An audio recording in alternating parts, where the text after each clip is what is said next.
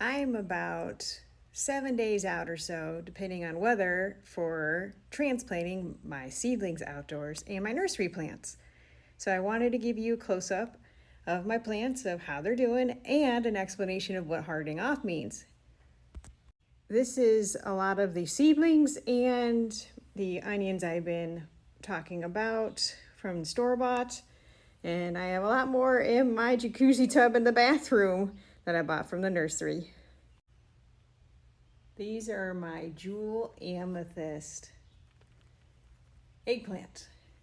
So, hardening off, what it is acclimating to the elements of outside, so your transition is not much of a shock. Because if you planted right out in the garden and not acclimate them, the shock's going to be more severe.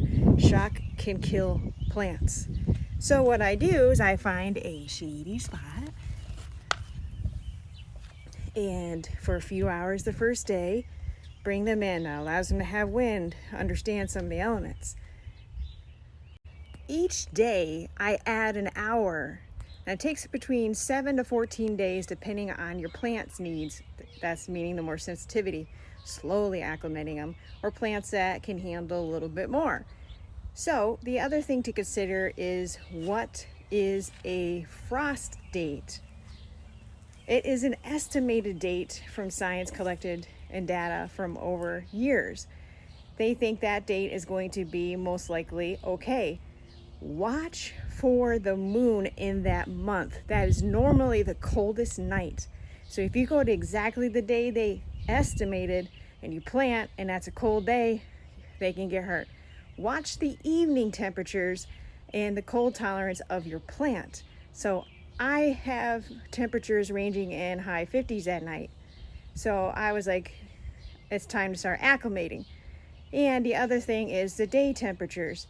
You watch for that. So the 8th is when I'm having my full moon. So I'm going to start planting probably the 9th or 10th, depending on what the night temperatures and day temperatures are doing. This is my barbecue rosemary. This is a kiwi plant, and that is a fig. That fig tree will be planted outside in a few years. I'm going to keep it in a pot. This is a kiwi that is a vine and is cold hardy. Both are cold hardy, by the way. And they make grape-like type texture of kiwis.